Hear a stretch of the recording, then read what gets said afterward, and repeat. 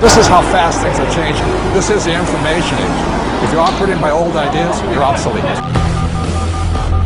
You begin the game by, identifying your dream. I think that's really where it all starts. In today's economy, where we are today, it's not just a dream. It's more of a necessity. You've got to identify how you're going to survive more than how you're going to just, get something out there that you want. Here I am in New York City, financial capital of the world, surrounded by millions of people, most of whom will spend their entire lives working hard for money, but will have very little to show for it at the end of their lives. How many people are pissed off? I hate being told what to do. You have to fail fast. No one can steal my dream. You can count on the government destroying the dollar. All currencies have eventually gone to zero. You cannot save your way to retirement. If it's too complex for us, what do we have to do with our money? We have to give it to them. It was pure hopelessness. It was just 100% survival. Somebody's buying it. The public isn't buying it yet, but somebody is. How bad do you want it? That's the question. It's time to acquire. An unfair advantage. What is an unfair advantage? What you're about to learn may just change your life. It's showtime, baby. Let's hit it. The greatest opportunity in the history of mankind is here. We're in the greatest economic change in the history of the world. This is going to be the biggest wealth transfer in my lifetime. We've got an entire society that has been built up over the years with the idea that financial institutions are a better place to put your money than to take control of your own life.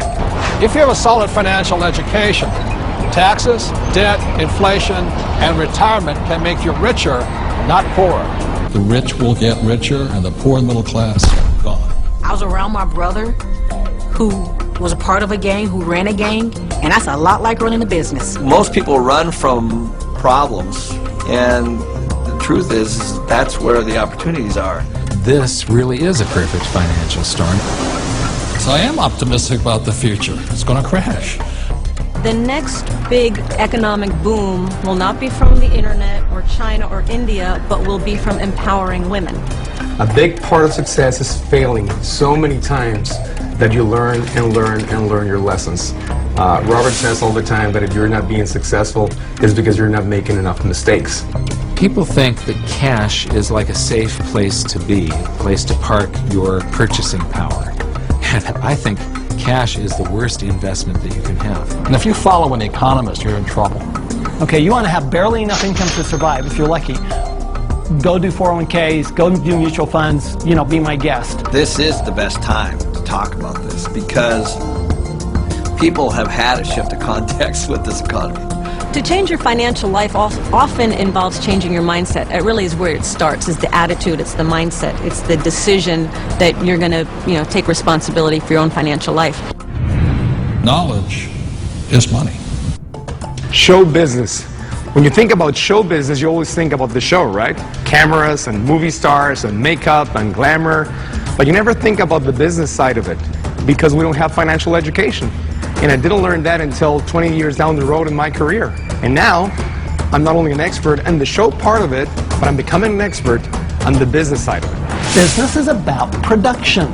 We can produce our way out of any problem.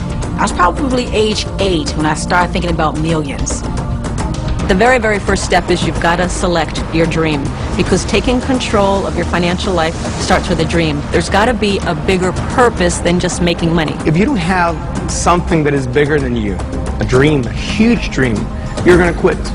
Your friends and who you hang out with, whether you're a child or whether you're an adult, will dictate your destiny and your future. And so you have to be picky and choose your surroundings very carefully. It's creativity. It's brainstorming. It's being around like-minded people. People have so many emotions attached to money.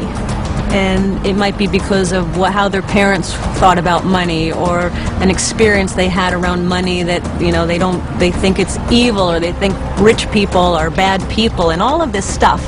But if you just break it down, money is just a tool to be used in this world. Everybody today uses money, like it or not. The absolutely fastest way to put money in your pocket is to reduce your taxes. Gold and silver have been the safe haven asset for every second of the last 5,000 years. My real estate that we own, you know, through depreciation wipes out most of our taxable income.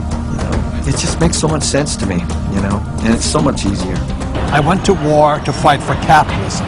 I fought for the freedom for a person like me who had nothing, to work hard, to use my brains, and to build a better life for myself and many other people. The problem isn't capitalism. The problem is laziness. People who expect something for nothing. The problem is greed. People who take more than they give. And the problem is ignorance, an education system that thinks that money is the root of all evil.